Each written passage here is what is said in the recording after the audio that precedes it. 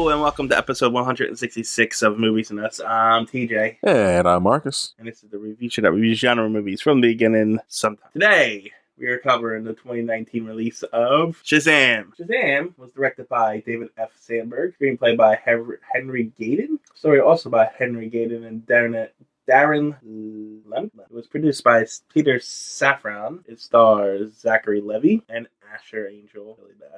Mark Strong, Jack Dylan Grazer, Adam Brody, Jimon Honso, Faith Herman, Grace Fulton, Ian Chen, Ross Butler, Megan Good, Michelle Berth, Jovan Armand, DJ Gortrona, Marta Millens Hooper. It also has John Glover. Natalie Safran was supposed to be in it, but it wasn't. Carson McCormick and Evan Marsh. Sandberg makes a cameo. Not all these names are highlighted. Lola Lawson. Ryan Hadley. Henry Cavill was supposed to be in it, but couldn't. Dwayne Johnson is a computer image. Seven Deadly Sins were apparently Steve Bloom and Fred Tessore. And this is a weird one. Andy Osho reprises her role as a social worker, Emma Glover, from Sam Bruce's debut film Lights Out. Oh, okay. So she's a character from a different movie from a different genre. It's called an Easter egg. Is that what that's called? Yes, and also the director giving her a favor. Like, hey, I like you as an actress in that. I'm gonna do this. All right, let's do the behind the scenes first because it's not that long. It had the standard, it's been in development forever. Same thing, in development a long time, blah, blah, blah, blah, blah. But it was like in the mid-2000s they started doing this when The Dark Knight came out. So when Dark Knight succeeded and a Speed Racer, their other film, failed, they tried to make the movie more darker, so the writer just quit and said, I'm not doing it. Oh. And then they continued to make it up until 2013, and then Man of Steel came out, and they were like, this is too close to Man of Steel, so we can't do that. And so it got put on hold again. And then when D.C.E.U launched its New 52 kind of thing, that reboot that I hate, they had trouble with the rights to the character because before 2012, they were calling it Captain Marvel, and Marvel's been suing DC over that name forever. So then that pushed things back. And then eventually they got the movie going again. Was supposed to star The Rock as Black Adam, but The Rock was like, but then they changed things, and so rating teams, and it was like, I'm not doing it anymore, and that's how we got the movie. Nothing too interesting. It's just basic stuff like that. It's got a 90% on Rotten Tomatoes. People really seem to like the movie. It also won 2 awards. It won the Golden Trailer Award for Best Title Credit and Sequence for a feature-length film, and it also won the National Film and Television Award for Best Comedy. And that's it for the behind the scenes. That's it? That's it. Okay. All we got now is box office. It had a budget of $100 million, which is pretty cheap for a big action-backed blockbuster superhero film. And it grossed around $367 million, which is really good. Profitable, which warranted a sequel. So that lands this movie in the top 25. Let's not 25. So we're going to do 30 through 20. Okay. So number 30 with $261 million, a movie called Terminator Dark Fate. Never heard of it. Great. At number 29, we have a movie called Knives Out with $312 million. Knives Out? Knives Out. Yeah, I never heard of that one. Really good, actually. Hold on, let me open up this information. This movie was directed and written by Rian Johnson, the guy who did the Star Wars movies and the Godzillas and stuff like that. Stars Daniel Craig, Chris Evans, Ana de Armas, Jamie Lee Curtis, Michael Shannon, Don Johnson, Tony Collette, Lakeith Stanfield, Christopher Plummer, Catherine Langford. You can name 1,000 names. It's not going to help me. There's a lot of people in this movie. It's really good. Yeah, well, it sounds like it's got a good cast, but that doesn't help me. So Knives Out. I'm going to assume action movie. No. For some reason, I was thinking action movie. No. You know what the other thing it's got me thinking? I don't know why, but for some reason, I feel like it's like a mystery on a train movie. It's a cozy mystery, satire, whodunit, comedy, crime, drama, mystery, I thriller. must have seen a trailer or something for it. Yeah. Because I for some reason that name sparked mystery trap for me. Something. Anyway. I mean, yeah, that's a mystery movie. Yes. That's it. Yeah, it's really good, well made. Got a sequel for Netflix called Glass Onion. It's really good. Worth the watch. 2 hours long, but still worth the fucking watch. Number 28, we have Crazy Alien with $327.5 million. Crazy Alien. That's the name of the movie. Yep. The original title is Fion Quang De Oh God, Zhao Xing Ren. Chinese. That's good, actually. What's it called? Crazy Alien. Crazy Alien. It's Chinese. I'm actually gonna go out on a limb and not say it's a from outer space alien. I'm gonna say it's like an alien from a different country or something like that, and it's and comes into China or Korea or whatever country this is stayed in, and something crazy. No, it's about Alien. It's comedy sci-fi. A monkey trainer whose act goes wrong after an alien crashes on Earth and injures his monkey. Desperate to perform the act, he attempts to train the alien instead, but is punished after alien regains his powers. Animated? Live action. Really? Yeah, looks interesting. I'm watching the trailer right now. Looks fun. It's an hour 56 though, so I don't know how much fun it can be, but looks fun. Looks fun. No movie has 2010 is shorter than 2 hours. That's how it is nowadays. Number 27, John Wick Chapter 3, Parabellum, with $327 million. We know what that is. At number 26, we have Dumbo, with $353 million.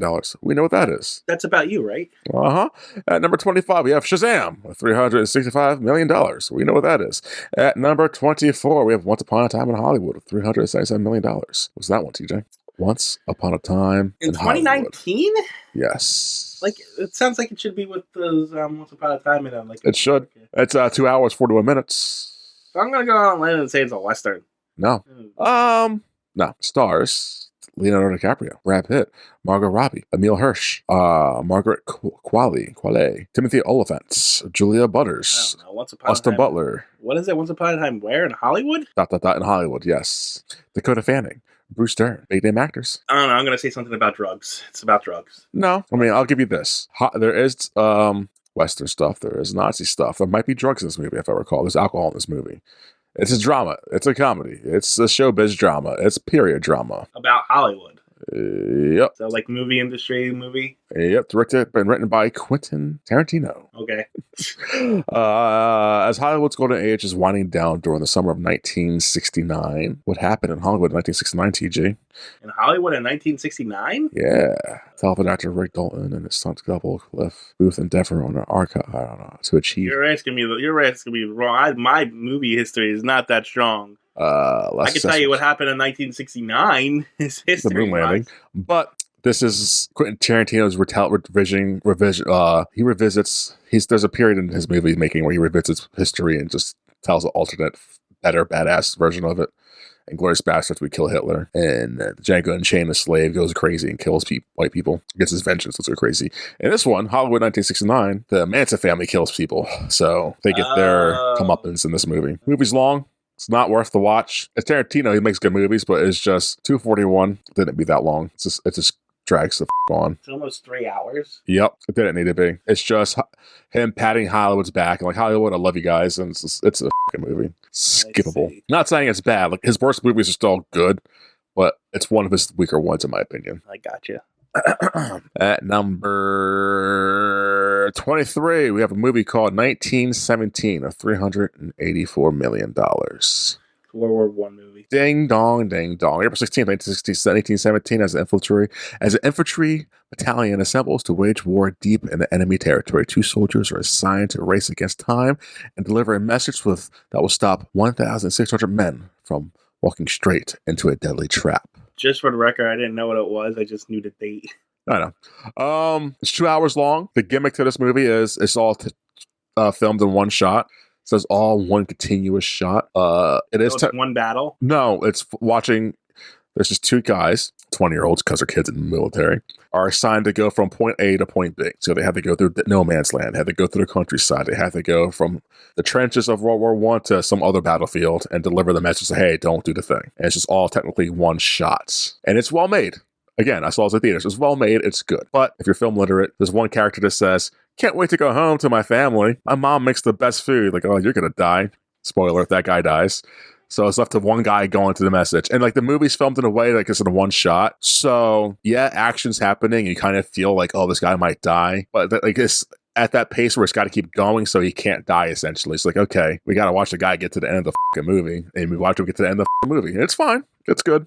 It's beautifully shot. But yeah, it's like playing a video game, like watching someone do a let's play of a video game. Like, okay, but it's a good movie. At number 22, we have Godzilla King of the Monsters with $387 million. We know what that is. At number 21, we have Alita Battle Angel with $404 million. Do you know what that one is? I believe that one's the big eye anime girl. Yeah, yes. Directed by Robert Rodriguez. Didn't know that one. I thought Michael Bay directed this one. Yeah, Robert Rodriguez made this one. A deactivated cyborg revived, but can't remember anything of her past, and goes on a quest to find out who she is. I never saw it. Nah, I'm just anime literate. That's the only reason why I know it. That's why I figured. That's why I asked. Like, he might know this. Yeah, it does not look like my cup of tea, so I didn't see it. No, I didn't see it. I don't know. I never even seen the anime, to be honest with you. So That's based on anime? huh? Yeah, of course it is. Oh, cool. Yeah, definitely not my cup of tea. So it's just one of those animes that you hear about a lot. Yeah, fair. So it's like, but like, yeah, never saw it. That makes sense. And last but not least, at number 20, we have the movie called The Captain at $417 million. I'm gonna go out on a limb here and say it's about a captain. What kind of captain? Is it foreign? Well, how'd you guess? The original title is Zhang Guo Zhe Shan. Written by and directed by a lot of people's names I can't read. Starring a lot of people I do not know.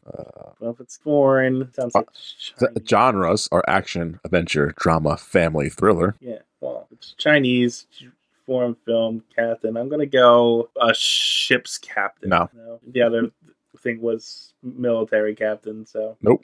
This looks like their version of a film that came out a few years before this about an event that happened in America, New York City. Not 9/11. Just. But about another event that happened in New York City. Police captain? Nope. Then I don't know. Airplane. It looks like a Captain Sully kind of esque movie. Oh, right. So, yeah, when the windshield of this commercial airplane shatters at 30,000 feet in the air, a pilot and his flight crew, work to ensure the safety of the passengers and land the plane. So 2 hours. Why? Why is that 2 hours? You need 2 hours on a plane. Apparently. It's so fun to be 2 hours on a plane. It's crazy. This looks fine. I'm looking at the trailer as it's playing. It looks okay, but wow, that should not be 2 hours. Okay, but yeah, that's The Captain. That's the box office. Back to you, TJ. This movie is called Shazam. No, it's DC superhero movie. It's I guess I should say it's the 7th in the D.C.E.U. Wow. Because that's important. Yep. So the overall premise of the story is this old wizard is losing his powers. He needs to give some to a new heir so that when he dies, that his powers live on forever. Why is losing his powers? Doesn't tell you. Well, he's the last of the 7. He's using his powers to withhold the 7 deadly sins back. As he's getting older, he's just going weaker. He can't do it himself anymore. Or that's what I got from it. No, you're not wrong. It was just a more in-depth explanation than I was expected from you.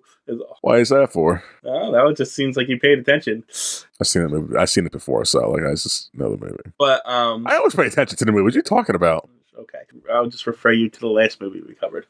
What, Marvel? Yeah, pay attention. Anyway, so yeah, he's losing his powers, so he's looking for heirs. He brings this one kid in, says, "You're not pure of heart. You can't be a kid." So of course you turned into a villain, and then eventually no one's good enough because he's too picky, and then he's going to die. So he just chooses a random kid named Billy Batson, who is an orphan. No, orphan's the wrong word. He's orphans. He goes from home to home because his mom left him behind because she's a bad mom. And it's orphaned, I guess. I think orphans are when your parents are dead. No. If I had a kid right now, I could put up for adoption. It's still orphan. Oh, shit. I think you're right. No. I think you can be an orphanage and still have parents alive. Can you? I don't know. Have parents. Orphan definition. I don't care about orphan age. A child whose parents are dead. I guess so. The first of a paragraph. Okay, yeah. Yeah, I think it's you're only orphan if you lose your parents. Well, he's something. He is foster. That's the word. Foster. Yes. He's a foster child because his mom abandoned him at a carnival when he was a child, and so he's been going from home to home looking, but he's been running away from the homes because he's looking for her. Ends up in a group home with a bunch of other kids. To be fair, he's looking for her because he didn't know she abandoned him. He just thought he got misplaced. Yeah, he thought he got misplaced. He thought he ran away because he dropped the things that she won for all. But like during like the third act, this twist is like, I just left you because you get single moms a lot. It's like, okay, Mia, fair, but also don't do that. Yeah, because she's a bad mom. Yeah. But sure. But yeah, like the kid was like, what, 5? Like, don't you spent that much time with the kid already? You see a lot. Like, come on, yeah, lady. She was So she said she was 19 when she had that when she abandoned him. So she Ugh. was like 14 when she had him. Gross. So yeah. So so he's a foster kid. He goes there, and of course he doesn't fit in. And one day, after being defending his new family friends, he gets chased by bullies down in a thing into a subway, and then he ends up with the wizard, and then the wizard grants him his powers. Oh, before that, the bad guy grows up to be an adult. He finds the wizard, steals the gem that has the 7 deadly sins, because you fail the test if you're tempted by the 7 deadly sins, which are trapped by the wizard, and he was tempted as a 5-year-old kid or whatever, and thus he becomes the bad guy. And so now we got our setup: good guy versus bad guy. Superhero shenanigans happen, so forth and so forth. Yep. I mean, I can go through it, but No, that's please don't. That's the movie. Yep, it's a good, perfectly fine origin movie for this hero. Yes, it is, and it's a decent movie. I did like it the second time around too. It's what they needed earlier on in the series, but it's too little, too late, sadly, for that. But it's fine. The hero's likable. The kids are likable. The story is competently well made. It's stupid. A lot of things happen in it which I don't like, but the story's got a story. Yeah, the superhero tropes in this movie are pretty bad. Oh gosh, it's very if you watch 166 films and you get to this movie, you're gonna be irritated with this movie. But it's like one of the few superhero films you watch that year or in general. You'll like this movie a lot. Like, if you're an average moviegoer, you'll enjoy this movie. They have the whole testing superpowers where he gets it phase, which has been done 1,000 of deaths. Yeah. I think they even did that in the Heroes TV show. Yeah, but again, it's fine for this universe because this universe needed this movie. Well, see, what I was going to say though is the superhero stuff is pretty on the nose and it's pretty crusade, but I did like the story around it. Oh yeah, like the foster house and all of that stuff. That stuff all actually really works well in this movie. His brothers and sisters, the foster family, the mom and dad are really great.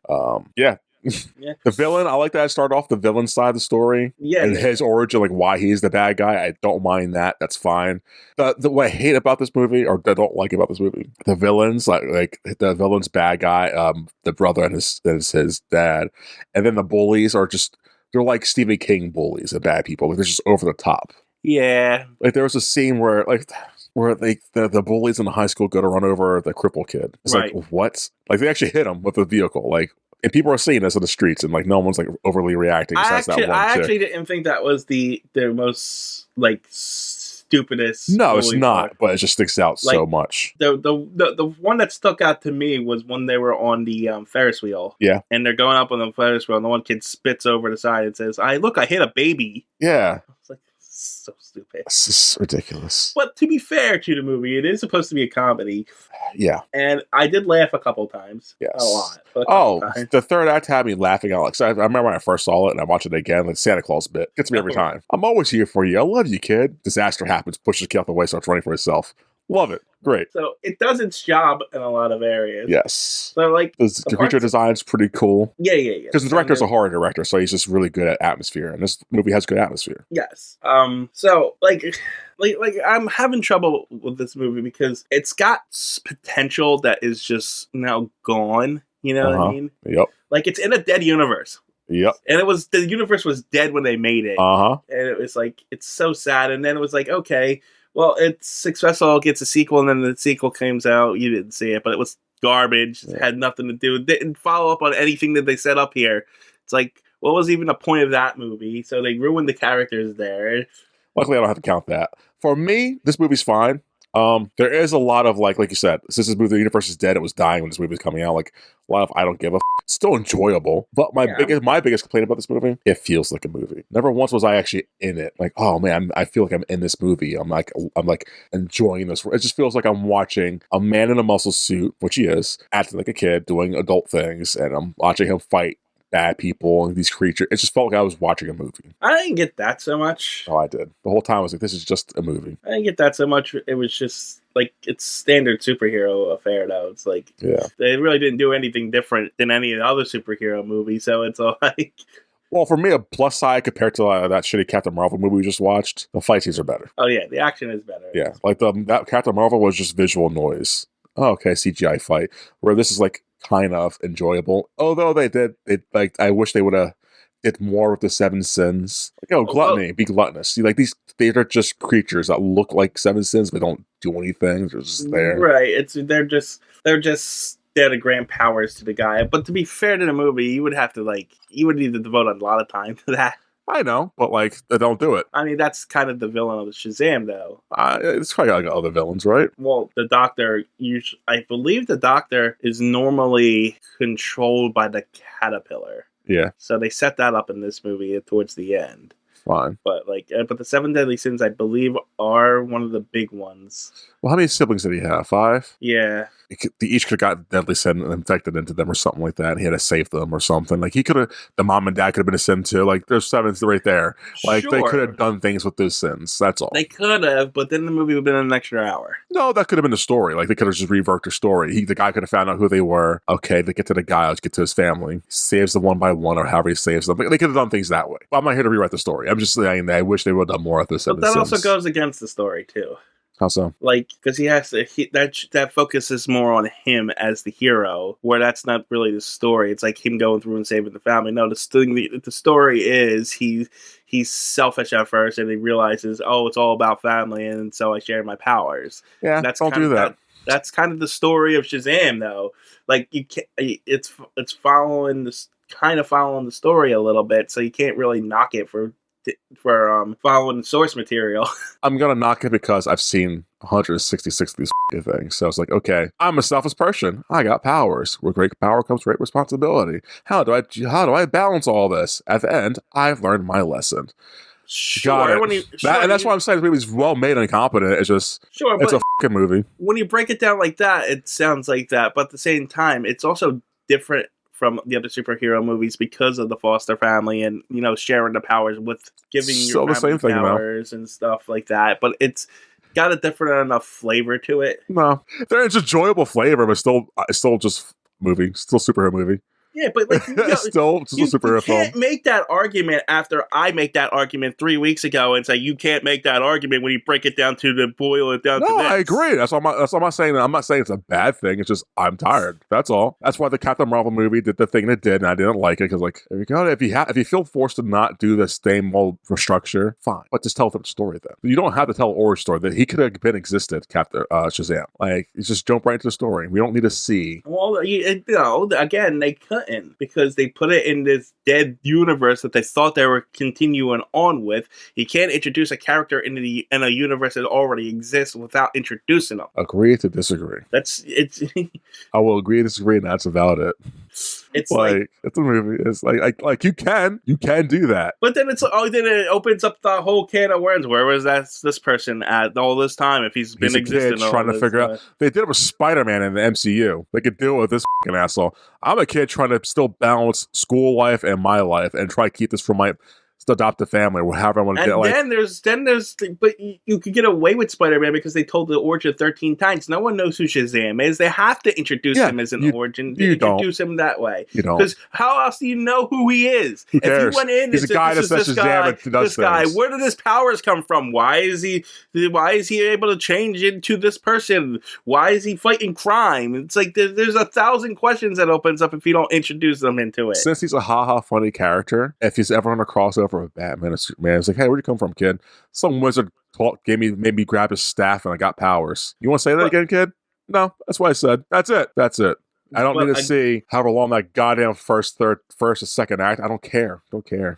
Like, again, this is a fine movie. It's perfectly fine. But it could have been better. I think this is coming from a place of superhero hatred rather than an actual critique on the movie. It's fatigue. Yeah, I know. It's fatigue. And that's where I think this is arguments coming 100%. I've seen this movie before.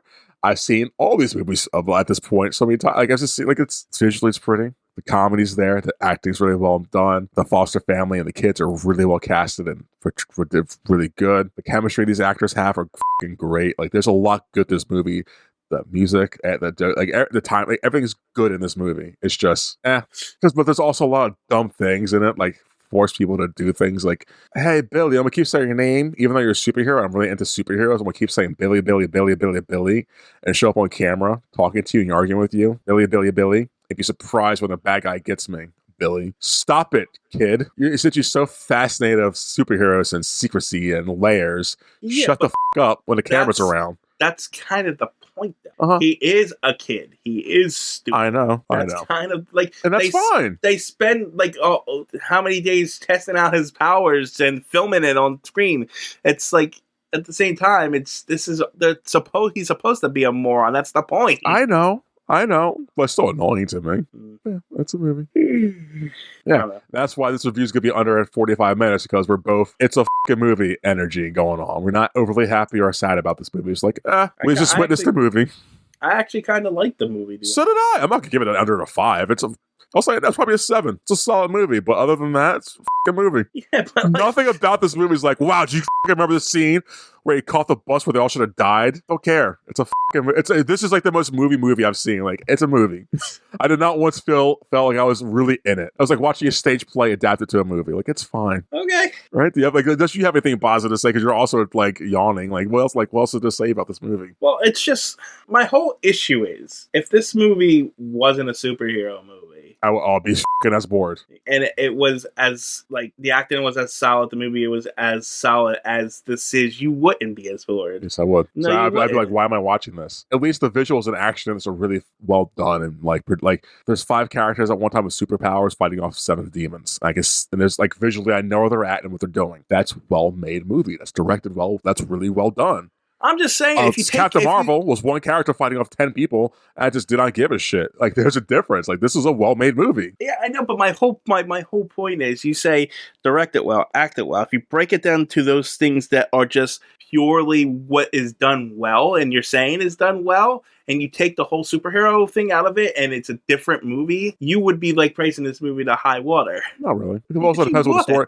It also depends what the story was about. And if you take the superhero movie out part of the movie, what's the story about? That's just a kid trying to become accept his family is. I'm just doing what you just said, though. Like I see why people like it. It's a well-made movie. It's just, I sat through it and I was like, I'll just say this. It's 2 hours, 11 minutes, right? Yep. At an hour 15, I was really angry. It's like, get this fucking thing over with. I was talking to myself like, I'm going to start skipping through this movie. It's just get to the end of it. I didn't. Do I regret it? Yeah. But I still sat through 2 hours of this movie, okay? And that being said, I'm still giving it a high grade. Like, it's still a great, well-made movie. I do recommend people seeing this. And that's what I'm having trouble with you. Yeah. Like, when I made this argument with that other movie, like, I saw it from, like, this is a good movie for you. Like, this was made for you. You know what I'm saying? Whereas you're saying this is a good movie, but just in general, and yet you're still, like, coming at it as if this is a bad movie. Because I have seen 166 superhero films. I am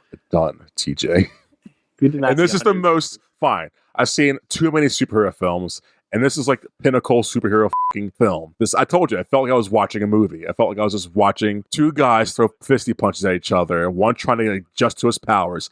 I've seen this so many times already. Hereditary. It's a good movie, but I've told you, like, it's like a movie I've seen, so like I don't care, but I get why people like it. I don't know what that is. It's that horror film. Not Hereditary, the other one. Hereditary. No. Midsommar, the cult horror film. I don't know what that is either. It's fine. People like it, but it's fine. Like, this is just a fine popcorn blockbuster movie. This is so fine. I truly have nothing negative to say besides some stupid moments in it, but overall, it's not a bad movie. It is perfectly fine. Your tone is because it's such a I just don't care about this movie. Your tone is like contradicting to the words that I know, because it's like I cannot emphasize enough how fine and good this movie is. Like it is. It's fine. Leave it alone. It's fine. It's just because it's like every other origin fucking. I don't have powers. I'm a piece of shit. I got powers and I can become a better person, but I'm still kind of a piece of shit. Third act, I get in the big superhero fight with my guys kind of like me, and I beat them with my help of people I care about sometimes. And now I'm a better person now. Like, okay, when I get out of this movie that I haven't gotten out of all these other fucking movies. Oh, cool. The end credits was a fucking talking one from a box. We get to that? Probably not. I don't know. I don't care. It's a fine movie. It's a fine. it's a fucking another one. It's just another one. Credit though, they didn't kill the villain, so that's cool. He can come back, I guess. But my God, I just don't give a shit. I told you, Black Panther ruined me, man. That's a fucking okay. Like, these are all just okay movies at this point. Like, okay, I did it. I saw another one, I guess. Huzzah. It's almost like you're fighting with yourself. I'm fighting myself not to myself, okay? Like, I'm so tired of superhero films. Like, I'm not burnt because they're just fine. Unless you have something else to say and add to this. Like, we're both on the same page, man. Like, we're both like, I'm not arguing. It just it seems like you literally like fighting with yourself to get this like. I just want to get this movie. That's just because it's like, what? It's a movie. I'm gonna agree with you. I like the movie. It was fine. Yeah, it's fine. It's good. I had a few little problems with it. Like what? Like I said, the fact that it's like this. You have this movie that could be expanded upon. Oh, you're doing the meta thing. Okay. That part, and then I had like a comic book issue with it. What?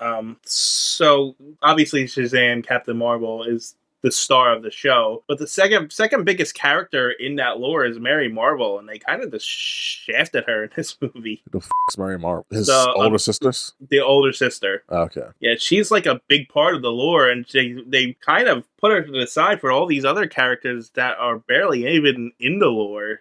What's so important about her? She was just one of the bigger characters like it was Shazam and Mary Marvel before it was any of these other characters. And see, I think that's like why I think they just started right there. Just started right when he's got it, and just him and her, and like they're just like trying to get through this shit. I guess I don't know the origins. I don't care enough, but it's like the origins pretty much, as far as I know, he gets his power from a wizard. But was she always in the beginning with him, or she eventually become? Nah, it's like anything. It's always started with him, and that's why they did it. Like that's why. And then eventually they brought in a female counterpart, like they always do. Yeah, and the siblings, I guess. But then I actually don't think the siblings came in until more recently. Well, yeah, that's what I'm saying. I don't know. So like, it was just like they shafted that character when she's a bigger part of the lore, and it's like, okay, who are these other new people that you're? Now, don't get me wrong, they did a good job with them. Yeah, but it's just like. It's like, okay, it was just a weird choice. You have this big character that you're not going to use. Oh, a big character for you. And since this is origin, they got to focus on the origin. They're doing the origin shit. Yeah, but you would think that they would focus a little more on the characters that are, So she has like, she's barely in this movie. Yeah, because it's not her story. It's his story. Yeah, but the little girl's in this movie more than she is. Yeah, because she's talking and they tell her shut the fuck up, and she stops talking. And then the Foster brothers in this more than she is in it. You know what I feel mean? all of them have equal parts. Oh, the Foster brother, the cripple one, yeah. Yeah. It's the two boys, and the rest of them are all equal. Yeah, so it's like, and that's just, as far as I know, that wasn't the thing. So it was a weird choice. Because I think the movie did this. I think the movie decided to do that. Probably. But whatever. Like I said, it was just a comic book thing. It doesn't affect the movie at all. Yeah. No, it's a fine movie. Also, if this was one of the first ones the DC would have done, I'd be like, great, give me more movies. Like, this doesn't have that Snyder stank to it. This is actually colorful and happy and fun. Right. No one's like, oh, I'm broody, I'm going to kill myself. Like, no. Like, and if they would have started the DC universe off with, like, this and Aquaman. This way. Yeah, but I wonder if it would have felt the same way as like how Marvel it was with all their quips and stuff. Well, this is too ha ha ha for sure. But like, I'd rather go ha ha ha than I'm a sad Superman. Well, I mean, the sad Superman thing is still a direct result of this garbage Nolan movies. So I know. So it's like they just went. This is like a good off balance count to that bullshit, so I'm cool with this quippiness for now. Then again, it's only one or two movies like this in the whole D.C.E.U, so I don't even know if there's another one like this, honestly. That's quippy. Aquaman was quippy. Was it? Yeah, it was quippy. When they got onto the land and him and Amber Heard were going through this sand and all that shit in the first one, there was just quippiness. Yeah, but like that's just general superhero quippiness. Not like, still a lot. Not throughout quipping. Like, this is a better Ant-Man. Yeah, that makes sense? Yes. Whereas, I see Aquaman as like a standard Iron Man movie or something like that, Yeah. I'm trying to remember what the end credit scene was. In this movie? Yeah. Well, speaking of Aquaman, the first one was him, and was the worm, and the end credits was him talking to the fish. Or I can't talk to the fish; that'd be so stupid. Oh, they were bringing up Aquaman. How would that be fun? Imagine controlling a billion fish. It was funny. I was like, oh, that's funny. Yeah, it shows you like they were the whole making fun of Aquaman thing is not a thing anymore. Till it is again, but Aquaman came out first, right? We saw Aquaman. Yeah, it came out before this. Yeah. Oh, Superman does show up in this movie. Kind of. His suit does, anyway. Yeah. They originally wanted Henry Cavill. Henry Cavill, but he couldn't do it. So, which is sad, but fine. Which was funny because at this time, Henry Cavill was kind of out as Superman. Sad. So, yeah, I think. Yeah, I've got nothing to add to this. It's a fine movie. We had really nothing. We didn't do any preamble this time around. Well, this movie had no energy for me to give. I'm sorry. This is just the end credits or the end titles were fine. The animations of all the Shazam shit, it was cute. I enjoyed it. All right, so what are you giving it? A 7 out of 10. It's fine. It's a good movie. Go watch it. It's good. I might give it an 8 out of 10. I don't care. It's a good movie. There's just some dumb things in it, but nothing to be like, I hate this movie. It's like, it's just a stupid, fun movie. A super fun movie, as you say in your most depressing voice ever. Yeah. It's just it's a very well-made movie. Like, I can't say that enough, but like, I'm at a 7 myself. Yeah. So. But yeah, it's not giving us. This is not a movie to review, apparently. No. I know you're trying to get this to an hour, but it ain't gonna be an hour. So set a goddamn line. Now that we did it, it's done.